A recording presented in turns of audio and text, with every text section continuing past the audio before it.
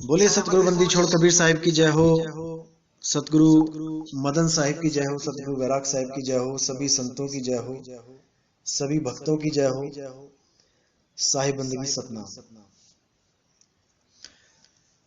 तो आज जो हमारा विषय होगा वो सवाल जवाब ही होंगे। बहुत से सवाल जो भगत भाई पूछते हैं उनमें से आज कुछ चुने हुए सवाल हैं, मैं रखूंगा आप लोग के सामने। पहला सवाल है कि क्या कबीर साहब एक आम भगत हैं? यानी कि जैसे आपने देखते आए हो, आप इतिहास में कई भगत हुए हैं, भगवानों की पूजा करी, कईयों ने गुरु धारण करके पूजा पाठ किया, कईयों ने बिना गुरु धारण किए भी भगवान से प्रेम किया, पूजा किया, पूजा पाठ किया। धन्ना जट भी उनमें से एक नाम है। क्या कबीर साहब भी ऐसे ही एक आम इंसान थे, एक आम भगत थे जो निराकार भगवान की पूजा करते हैं? क्योंकि गुरु ग्रंथ साहब में कई जगह बताया गया है कि कबीर साहब निराकार की पूजा करते थे और वो भगत थे, दास थे। तो बहुत अच्छा सवाल है, इसके बारे में मैं बहुत विस्तार से बताऊंगा। देखो जी, सबसे पहले तो एक चीज समझ लो कि कोई भी महापुरुष है, कोई भी, वो अपने आप को दास ही कहता है, क्योंकि वो परमात्मा का कार्य करने आया है यहाँ पे। वो अपनी वाहवाही करवाने नहीं आया, वो अपने नाम का डंका बजाने नहीं आया। वो परमात्मा के दिया हुआ, परमात्मा के द्वारा दिया हुआ कार्य को संपूर्ण करने आता है। और जब स्वयं परमात्मा ही आता है एक मनुष्य चोला धारण करके, तब वो अपने आप को कभी भी जाहिर नहीं करता कि मैं कौन हूं। वो अपने आप को दासों का दास, लाला गोला कहलाता है। जैसे हमारे प्रधानमंत्री अपने आप को कई बार भाषण देते हुए चौकीदार कह देते हैं कि मैं देश का चौकीदार हूं, तो वो उनका एक भाव होता है कि मैं आप लोगों का सेवादार हूं, मैं इस देश का सेवादार हूं। लेकिन अगर कोई मूर्ख ये सोच के प्राइम मिनिस्टर ऑफिस में चले जाए, पीएमओ वहां चला जाए और बोले कि मैं चौकीदार से मिलने आया हूं, वो तो चौकीदार है, वो तो भाषण में कहता है कि मैं चौकीदार हूं, और तुमने उनको प्रधानमंत्री बना रखा है। अगर ऐसा कोई बेवकूफ वहां जाके ये बातें बोलेगा तो उसको सब मूर्ख ही कहेंगे। वो अपने आप को कुछ भी बोल सकते हैं, वो कुछ भी बोल सकते हैं अपने आप को, लेकिन हम नहीं बोल सकते, हम नहीं बोल सकते। कबीर साहब क्या चीज हैं ये जगत जानता है, ये हर संत जानता है। संतों की वाणियों में कबीर साहब के बारे में इतना कुछ लिखा है। तो कई लोग कहते हैं कि नहीं, ये सब मिलावटी वाणियां हैं। अरे भाई, क्या सब संतों को केवल कबीर साहब ही दिखाई दिए थे कि उनके नाम की मिलावट करनी है? किसी और संत के नाम पे मिलावट क्यों नहीं हुई? किसी और संत का नाम क्यों नहीं लिया गया? केवल कबीर साहब के नाम पे ही हर चीज हुई। कभी उन्हें ब्राह्मणी का पुत्र बना दिया गया। अरे उस ब्राह्मणी का नाम तो पता कर लो। जब उन लोगों को पता ही था कि ये ब्राह्मणी का पुत्र है, तो भाई उसी वक्त पता करना चाहिए था कौन सी ब्राह्मणी का पुत्र है। कुछ लोग कहते हैं कबीर साहब के माता पिता नीरू नीमा थे, जुलाहे थे, वहां पे भी खंडन किया गया। कुछ लोग कहते हैं कि कबीर साहब की बीवी थी माता लोई। अरे भाई, तो माता लोई उनकी बीवी थी, तो उनकी बीवी के पापा का, मतलब पिताजी का, माताजी का कोई नाम तो बता दो। क्यों आज तक कोई नहीं बता पाया? माता लोई का गांव तो बता दो, कौन से गांव से उनकी पत्नी थी। राम जी का इतिहास पता है, राम जी के दादा परदादा सबके नाम पता है। विष्णु जी का पूरा इतिहास पता है, कौन कौन से युग में आते हैं। सारे 10 गुरुओं का इतिहास पता है, कौन कौन सी माता जी हैं, उनके पिताजी का क्या नाम है, उनकी माता का क्या नाम है, उनके बच्चों का क्या नाम है, सबका इतिहास है। केवल कबीर साहब का इतिहास नहीं मिलता किसी को। इसके पीछे बहुत बड़ा राज है। उस राज को जो समझ जाता है उसका बेड़ा पार हो जाता है। और जो कबीर साहब को एक आम भगत मानता है वो बेचारा इसी जन्म मरण में उलझा रहता है। मेरे कहने का मतलब ये नहीं कि आप परमात्मा कबीर साहब को मान के उनकी पूजा करना शुरू कर दो, बिल्कुल नहीं।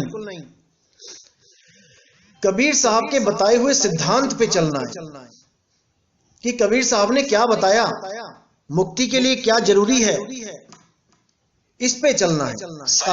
अगर ये सिद्धांत आपको समझ में आ जाता है फिर समझ लो कि आपको 84 में आपको जन्म मरण में डालने वाला कोई नहीं। और अगर ये सिद्धांत नहीं समझ में आता है तो आपको दोबारा आना ही पड़ेगा।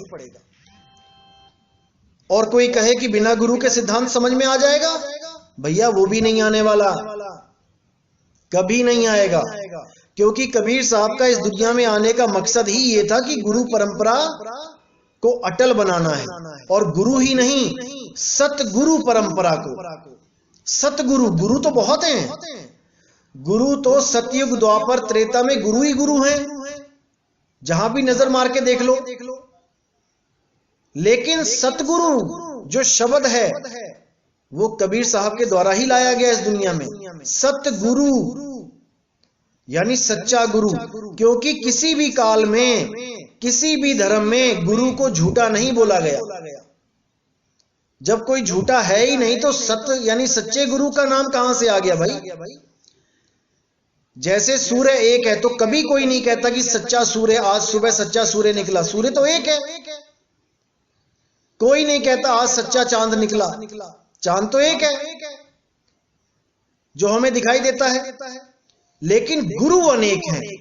राम जी के भी गुरु हैं, कृष्ण जी के भी गुरु हैं, सबके गुरु हैं, लेकिन सतगुरु कोई नहीं है। उस सतगुरु की परंपरा को चालू करने के लिए, चलाने के लिए स्वयं सतपुरुष शब्द गुरु एक इंसानी चोले में आया। उसी को बंदी छोड़ कबीर साहब कहा जाता है, जो आके रामानंद जी के पास रहे और रामानंद जी के पास रहते हुए उन्होंने गुरु जी को भी ज्ञान दिया और सब चेलों को भी ज्ञान दिया। वो ज्ञान कहां से आया उनके पास? जब उन्होंने गुरु धारण कर ही लिया रामानंद जी को, तो इसका मतलब कि उनके पास पहले ज्ञान नहीं था, तभी तो गुरु धारण करेंगे। लेकिन गुरु धारण किया है तो गुरु को ही समझाने लग गए, ऐसा कैसे हो सकता है? क्योंकि भाई वो पूर्ण थे, वो एक रोल प्ले करने के लिए आए थे, यहां पे लीला करने के लिए आए थे, गुरु परंपरा को अटल बनाने के लिए आए थे। जहां पे उन्होंने बहुत कुछ बोला गुरुओं के बारे में कि गुरु मेरे सभी बड़े अपनी अपनी ठौर, शब्द विवेकी पारखी सो माथे का मोर। कौन है वो शब्द विवेकी पारखी? अरे वो भी तो गुरु ही है, उसी को तो सिर पे बैठाना है। शब्द विवेकी पारखी यहां गुरु परमात्मा के लिए नहीं बोला कि परमात्मा शब्द का विवेक करेगा। अरे वो तो स्वयं शब्द है, शब्द का विवेक तो हमने करना है, गुरुओं ने करना है। और जब शब्द विवेकी गुरु आपको मिलेगा तब आपका कल्याण होगा। और इस दुनिया में एकमात्र शब्द विवेकी पारखी गुरु कौन है? वो स्वयं बंदी छोड़ है, जो अपना ही ज्ञान देने आते हैं, शब्द का ही ज्ञान देने आते हैं। वो अपनी जय जयकार करवाने नहीं आते कि मेरी जय करो मैं तब खुश होऊंगा। वो खुश होते हैं जब आप शब्द को ग्रहण करते हो, और वो दुखी तब होते हैं जब आप शब्द की महिमा को जान नहीं पाते हो और इस जन्म मरण रूपी चक्की में पिस जाते हो। इसीलिए बोला गया कि चलती चक्की देख के दिया कबीरा रोए, और दो पाटों के बीच में साबुत बचाना कोई। अब ये 2 पार्ट की चक्की चला कौन रहा है, जिसको देख के कबीर साहब रो रहे हैं? इस पे विचार करना है। क्या जरूरत है ये चक्की चलाने की? किसको पीसा जा रहा है? कौन चला रहा है ये चक्की?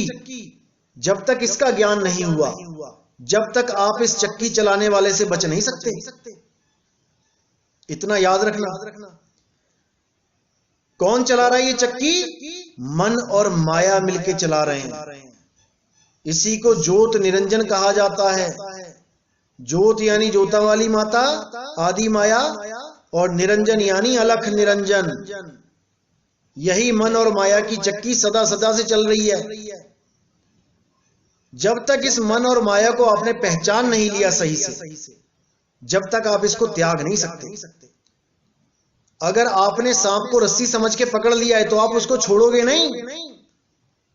लेकिन जब आपको बोध हो जाएगा कि भैया ये रस्सी नहीं, ये सांप है, फिर आप उसको पकड़ोगे भी नहीं। तो ये बोध कौन कराएगा? ये गुरु का काम है। गुरु बताएगा आपको। आज बहुत से लोग ये बातें करते हैं, गुरु की जरूरत नहीं है, गुरु की जरूरत नहीं है, और प्रमाण कहां से दिखाते हैं? वाणियों से। अरे भाई, वाणी किसने लिखी? वाणी भी तो एक इंसान ने लिखी है। अगर वही इंसान बोल के समझाने लगे तो तुम क्या उसको गुरु नहीं कहोगे? भाई, जो ज्ञान देता है, जो ज्ञान बताता है, उसी को गुरु कहते हैं। और जिसका ज्ञान दिया जाता है उसको सतगुरु कहते हैं, उसको शब्द गुरु कहते हैं।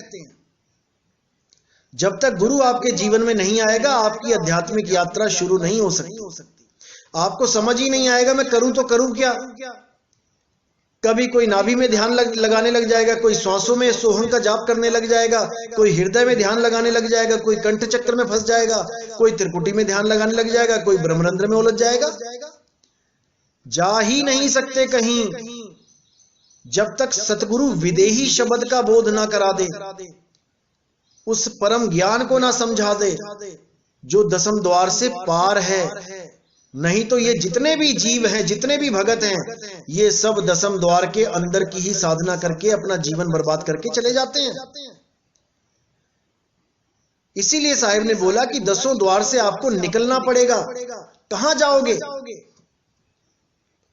कई लोग हमारा सत्संग सुन के कहने लग गए हैं कि आत्मा कहीं आती जाती नहीं है और आत्मा तुम्हारे शरीर के अंदर है। मिक्स खिचड़ी ज्ञान। अरे भाई, अगर तुम्हारे शरीर के अंदर आत्मा है और उस आत्मा से ही तुम्हारा शरीर चल रहा है और आत्मा कहीं आती जाती नहीं, तो वो सदा तुम्हारे शरीर के अंदर ही रहेगी। फिर ये शरीर की एनर्जी क्यों खत्म हो जाती है? ये शरीर क्यों मृत हो जाता है? ये शरीर के फ्यूज क्यों उड़ जाते हैं? अगर वो करंट सदा सदा तुम्हारे अंदर है तो कोई विचार नहीं करता। जैसे किसी बोतल में पानी है और पानी अमर है, पानी ही ताकत दे रहा है बोतल को, तो बोतल में पानी सदा के लिए है तो बोतल तो स्वयं अमर हो गई। जिस जगह स्वयं परमात्मा आके विराजमान हो जाए, वो जगह तो कभी खत्म हो ही नहीं सकती ना भाई, वो तो अमर हो जाएगा। ऐसा ये लोग इसलिए बोलते हैं क्योंकि इन लोगों को अभी यही नहीं समझ में आ रहा है कि तुम्हें एक दिन शरीर छोड़ना पड़ेगा। शरीर में कौन है? जो आता जाता है वो जीव है। जीव आता है शरीर में तो ये शरीर चलता है, जीव चला जाता है तो ये शरीर निढाल होके गिर जाता है। इसीलिए बोला उड़ जाएगा हंस अकेला, उड़ जाएगा हंस अकेला। हंस उड़ जाएगा, कहां उड़ के जाएगा? अगर उसको अपने घर का पता है फिर तो भाई वापस चला जाएगा, और अगर उस हंस को नहीं पता है कहां जाना है तो इन्हीं 10वें द्वारों से 10 द्वारों से अगली जून में चला जाएगा। कोई रोक नहीं सकता उसको। कौन रोक सकता है? शब्द गुरु, वो रोक सकता है। कैसे रोकेगा? जब कोई भेदी सतगुरु आपके जीवन में आके उस शब्द गुरु का लखाव करेगा, तब आप अपनी सूरत को उस शब्द गुरु से जोड़ना शुरू करोगे। और जिस दिन वो आप पे दया कर देगा, आपकी सूरत को उस अचल घर का, उस निज घर का, ज्ञान हो जाएगा, बोध हो जाएगा। ये शरीर निज घर नहीं है, ये कच्ची मिट्टी का शरीर निज घर नहीं है। इस घर के बनने से पहले कहां थे, वो है तुम्हारा निज घर। ऐसे लाखों करोड़ों शरीर छोड़ के आ चुके हो, 84 लाख में भ्रमण करके आ चुके हो। आज कहते हैं लोग कि कहीं आना जाना नहीं है, शरीर में ही ध्यान लगा लो। अरे भाई, अगर इस शरीर से निकलोगे तो दूसरे जन्म में अगर जाओगे तो भाई कोई ना कोई रास्ता तो तय करना ही पड़ेगा। फिर भी तो कहीं से निकल के कहीं जा रहे हो। आज तुम अचल कैसे कह दोगे उसको जो अंदर विराजमान है? जब वो शरीर बनने से पहले इसमें नहीं था तो शरीर छोड़ने के बाद कहां रहेगा? उसको कैसे अचल कह सकते हो आप? वो अचल नहीं है भाई, जीव अचल नहीं है, आत्मा अचल है। आत्मा अडोल न डोलई, गुरुमुख पाए सुहाए। क्योंकि इन लोगों को अभी जीव, शिव और पीव का ज्ञान ही नहीं है, क्योंकि इन्होंने कभी गुरु धारण ही नहीं किया। केवल किताबों में पढ़ पढ़ के, ग्रंथों को पढ़ पढ़ के, उनके शब्द अर्थ देख देख के एक मनमुखी ज्ञान, एक खिचड़ी ज्ञान अपने दिमाग में फिट कर लिया है। अगर कोई गुरु बनाया होता तो जरूर इनको ज्ञान होता कि जीव, शिव और पीव क्या होता है। जब मैं गुरु ग्रंथ साहब की वाणी खोलूंगा जीव, शिव, पीव की, तो परमात्मा शायद इनको सद्बुद्धि दे। तो अगला सवाल जो है वो ये है कि क्या कबीर साहब 120 साल का जीवन जी के दोबारा कभी किसी संत को नहीं मिलने आए? यानी वो दोबारा जो बताया जाता है कि वो आते हैं, संतों को मिलते हैं, ये क्या झूठी बात है? बिल्कुल झूठी नहीं है भाई। आप देखोगे कि बहुत से संतों ने कबीर साहब का जिक्र किया है अपने ग्रंथों में। अपने ग्रंथों में उनका जिक्र किया है, तो अगर कबीर साहब नहीं है वो जो उनको मिले हैं, तो भाई उनको ग्रंथ में जिक्र करने की क्या जरूरत पड़ गई? किसी और का जिक्र क्यों ना कर दिया? या फिर खुद को ही परमात्मा क्यों ना घोषित कर दिया? खुद को ही महान क्यों ना बता दिया ग्रंथ के द्वारा कि मैं ही परमात्मा था, मैं ही अवतार लेके आया? केवल कबीर साहब की ही महिमा क्यों गाई सारे संतों ने? इसके पीछे बहुत बड़ा राज है, लेकिन ये आम आदमी को समझ में नहीं आता, क्योंकि उनके दिमाग में वही रंग चढ़ा है जो पुराने बुजुर्गों ने चढ़ा दिया है। इसलिए इसको विस्तार से समझना पड़ेगा। आगे और भी सत्संग करेंगे गुरु ग्रंथ साहब के हिसाब से, तब आपको समझ में आएगा कि कबीर साहब क्या हस्ती हैं। क्योंकि गुरु ग्रंथ साहब में भी बहुत से कोड लगे हैं जो अभी खोलने हैं, और कबीर साहब के बारे में भी बताया जाएगा कि कबीर साहब आते कैसे हैं इस दुनिया में। क्योंकि लोग समझते हैं कि वो गर्भ से आते हैं, वो कभी गर्भ से नहीं आते भाई। ना हम लीना गर्भ बसेरा, बालक होए दिखलाया। इसका प्रमाण गुरु ग्रंथ साहब में भी दिया जाएगा, आपको तब समझ में आएगा। तो कई लोग कहते हैं कि क्या कबीर बीजक ही सबसे पवित्र ग्रंथ है, यानी कि बहुत इंपॉर्टेंट ग्रंथ है जिसमें मिलावट नहीं है, बाकी ग्रंथों में मिलावट है? ये बिल्कुल गलत है। देखो जी, संतों की वाणियां जो होती हैं वो बहुत रहस्यमयी वाणियां होती हैं, उनमें कोड लगे होते हैं। जब तक उन कोड को खोलने वाला कोई नहीं खोलेगा, ये बिल्कुल उसी दरवाजे की तरह है जैसे खुल जा सिमसिम वाला दरवाजा था। वो दिखने में तो दरवाजा है, लेकिन वो खुल नहीं सकता। उसको देख तो सकते हो आप, लेकिन उसको खोल नहीं सकते। इसी प्रकार संतों की वाणियों में जो शब्द होते हैं, उन शब्दों को आप देख सकते हो, पढ़ सकते हो, समझ भी सकते हो, लेकिन उन कोड को आप, उस भाव को आप नहीं जान सकते कि वो किस भाव में बोली गई है, उसके पीछे रहस्य क्या है, उनको आप नहीं जान पाए। तो एक एक कोड खोले जाएंगे। और कुछ लोग कहते हैं कि बहुत से ग्रंथों में मिलावट है, जैसे गरीबदास जी के ग्रंथ में भी मिलावट है।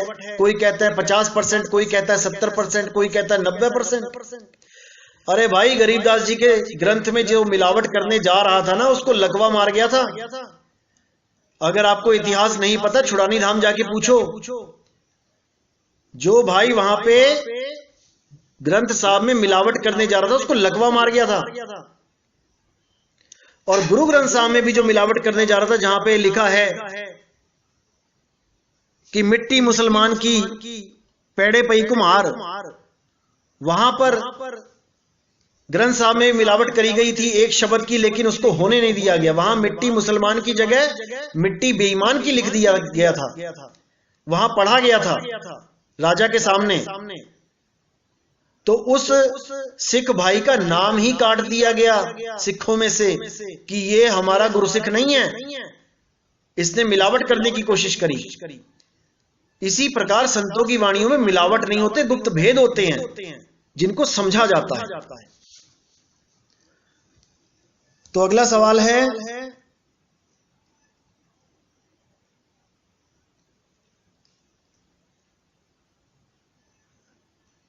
क्या मीराबाई को परमात्मा नहीं मिला था?